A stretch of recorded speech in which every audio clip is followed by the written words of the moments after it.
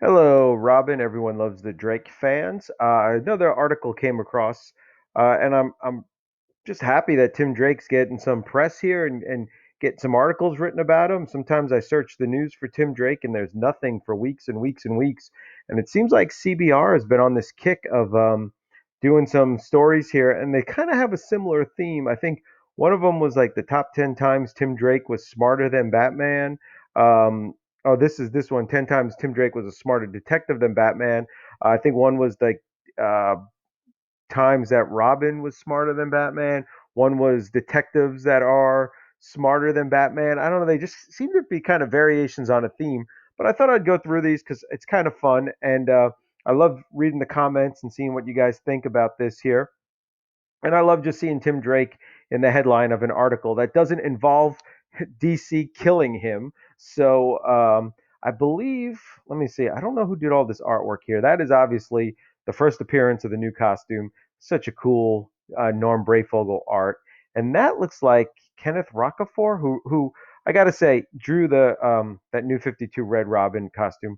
Probably the best. Maybe there were a couple others. I'm trying to think of some. Gosh, the guy's name's I'm blanking on his name right now. Who drew that the first Teen Titans thing? Pellirio or something like that. I don't know. Someone's laughing at me right now. No idea where that this third one comes from. But let's see what you think. Was Tim Drake smarter than Batman? And what it says is Bruce Wayne isn't always the best detective in DC. In fact, he isn't even always the best detective in the Bat family. Tim Drake often, I gotta say it like a New Yorker, often surpasses him. Way to go, Tim. Every Robin seems to have their quote unquote thing. Dick Grayson was the first, with arguably the best personality. Jason Todd was the best at martial arts, even being a better combatant than Batman himself. Wait, time out. When was Jason Todd a better martial artist than Bruce Wayne? Um, Damian Wayne is feisty beyond belief, an assassin, and extremely brutal. So that's his thing. Very brutal. I thought it was being a whiny baby. All right. And Tim Drake, the third Robin, who later adopted the Red Robin name, is the greatest detective of them all. Wow, that's high praise. Or as Nicolas Cage would say, that's high praise. All right.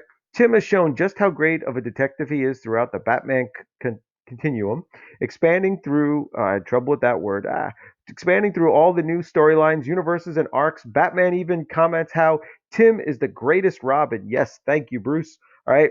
And before the new 52, it really seems like Tim would be the greatest fit to take on the mantle once Bruce passes it down. It's kind of ironic that they don't mention Stephanie Brown or uh, Carrie Kelly at all in the article. But I guess CBR loves this. There's one right here. Batman, 10 Marvel heroes smarter than the Dark Knight. They just love these top 10 lists putting Batman down. But here, number 10, figured out Riddler's riddle before anyone else. And I think this was on another list that we had. And that was in, Chuck Dixon's run on Detective Comics. So that was pretty cool. Got it before Batman and Oracle. Um, Number 9, figured out the identities of Batman and Robin, which goes all the way back to Lonely Place of Dying, which I think was such a great origin for Tim Drake in that he didn't become Robin out of tragedy or horror, but out of his own smarts and wits and detective skills and seeing the need that Batman needs a Robin. Just like that's why I love Carrie Kelly so much in The Dark Knight Returns. Right? She sees Batman needs a Robin. She takes it upon herself to get a costume, sneak out, become the Robin. I just love that concept that, if there's a Batman, someone will step up to be the Robin. Number 8, given the title by Ra's al Ghul, right? And that was really cool. This is one of my all-time favorite comic book arcs.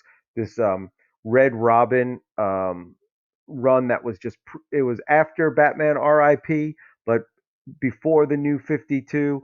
And as much as I'm sorry that it only went like 25 issues or so, and as sorry as I am that it came to an end, there's something I like about the fact that it came to an end. Something that I like that all those issues were quality and they were kind of like a compact story. It's about Tim Drake searching for Bruce Wayne, who got lost in Identity Crisis. I think Identity Crisis. I don't know. Infinite Crisis, Crisis on Infinite Identities. I don't even remember the Grant Morrison one that was like super confusing that I had no idea what was going on, and they were on some like spaceship powered by music with 80,000 Supermen.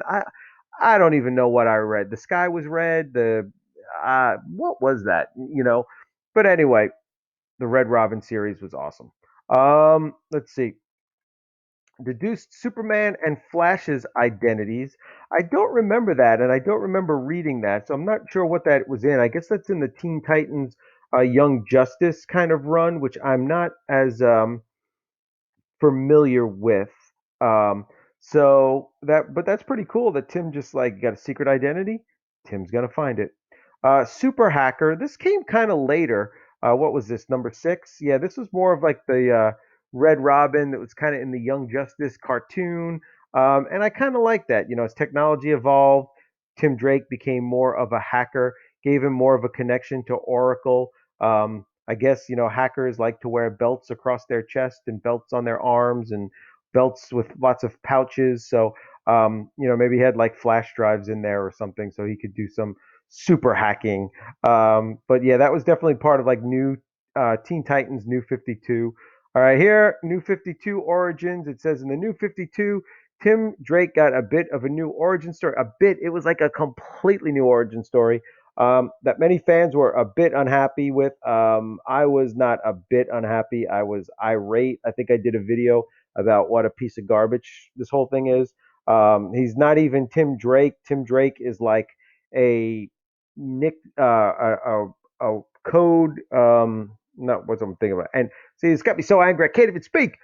It's like an alias for his witness protection program that his family is in, which I did like the fact that his parents were back alive, but it was weird. It was in Batman and Robin Eternal, I think, in Batman Eternal, and he was fighting Dick Grayson, and you find it out because Dick Grayson looked up where his parents were, and it says here, instead of just discovering the identities of both Batman and Robin, Tim schemed his way into Batman's line of sight. Tim hacked into the Penguin's systems, which made the villainous gangster attack Tim and his parents, who were then sent into the Witness Protection Program. Tim Drake was the character. Tim Drake was the name the character was given, and his parents wanted Bruce to adopt him. The whole thing is a bit weird and makes Tim a lot more questions than he was before. I don't know what that means. And makes Tim a lot more questions than he was before. Maybe questionable? Is that a typo? Were they supposed to say makes Tim a lot more questionable than he was before? But it also shows that even from a young age, he was skilled enough to come up with a plan to enter Batman's circle. And that's kind of what I hated about this is that in the original origin, Tim on the surface does not want to be the next Robin. He wants Dick Grayson to come back to be the Robin. But it's only when he realizes that Dick Grayson is not going to come back that he has to step up to the plate and he has to become a Robin. Now you could say maybe he had an ulterior motive. Maybe in the back of his mind he always thought maybe I could be the Robin. But still, it wasn't that from the start, and we don't know that that might have been subconscious, or maybe I'm reading way too much into a book. All right, number 4, this one I like, captured the Joker on his own, and that's what I love about this series, Robin 2, The Joker's Wild, is that it ends with the Joker captured. The Joker doesn't get away. The Joker doesn't, fall from a bridge into water and whatever happened to him, like in Death of the Family. Um, but yeah, this was pretty cool. And I think I own.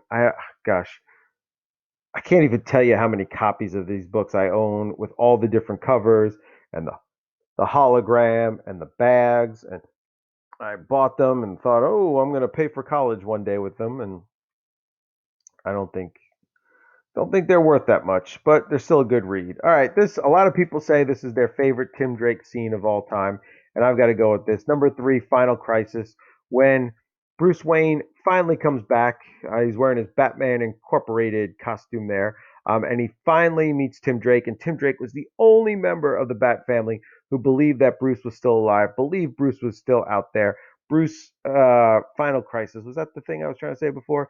Bruce finally makes his way through time and was a pirate and was all kinds of weird stuff that Grant Morrison was writing that didn't quite make any sense.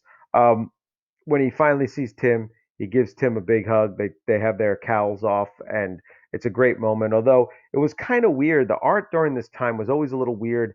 Of like, how old is Tim Drake? Like sometimes they draw him like, let me show you that fight scene. Let me go back to it. That fight scene with Ra's al Ghul. Um, he looks right here, like he looks like a man there. He looks like at least someone in his early 20s. You know, he's fighting Ra's al Ghul, so sometimes you look at it and be like, oh, I guess Tim Drake's grown up. I guess he's like 19, 20, maybe 22, 24, stepping out, no longer Robin, Red Robin. And then someone else would draw him, especially in like a Batman book. Let me go, oop, right there.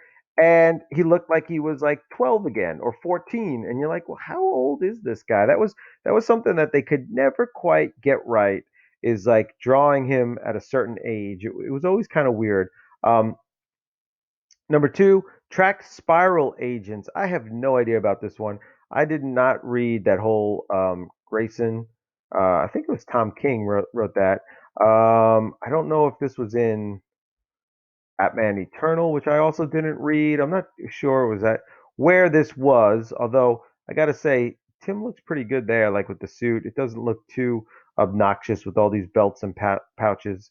Um, but still, it's just too much. I don't know. But yeah, I don't know. I'll have to look into that one day. And number one became Batman, which is kind of weird because how is that being a detective? Like the article was best detectives, and it's just like this futuristic, so I don't know. In a few different storylines, Tim Drake becomes like a future Batman, and he was a Batman Beyond. So I'm going to read this here. It says many members of the Bat family have become Batman at some point or another, and Tim is no exception to that. After a whole time reality mix-up, Tim Drake found himself in Earth 2 years into the future. He became the Batman of this time period and fought in Neo Gotham to try and protect it the best he could. He stayed as Batman there for a while, even trying to rebuild Terry McGinnis's Batsuit and later working on Bruce's old suit to fit the futuristic needs, which is kind of cool, but how is that a detective? I don't quite get how that's number one. And why are they showing him as, well, this isn't even him. This is an alternate version of him in the Savior costume, which I didn't really like that. And I'm glad that did not stick around and become anything other than just a one or two issue kind of thing. So, what do you think? Are they leaving anything out here? For me, I feel like they left out um, discovering who Stephanie Brown was. He used his detective skills to find out that spoiler. I should have said that backwards. I should say he used his detective skills to find out that spoiler was Stephanie Brown. Because if you remember in that, it was like Clue Master was somebody was sending clues to what Clue Master was doing and spoiling his crimes, and the other gangsters thought it was Clue Master doing it, but Tim was able, I guess, with Batman to use some detective work and figure out it was Clue Master's daughter, the spoiler, Stephanie Brown, and Tim held that over Stephanie forever. He would always, point out that he knew Stephanie's secret identity, but she didn't know his secret identity. So I would definitely have that one on there. And maybe some others. I'd have to maybe think about it a little bit here. But what are you missing out? Maybe something from the first Robin miniseries with Lady Shiva. Um, maybe something with the Young Justice with Impulse and Robin and Superboy teamed up together. I think there was like in their first issues they had to like track down some kind of ghost. I forget what her name was. I did a thing on her. So let me know in the comments, what do you think they missed out? And if we give it a day or two, there'll probably be another top 10 list that we can go over. And I just want to thank everybody for watching. Thank you for putting stuff in the comments, and I'll see you next time.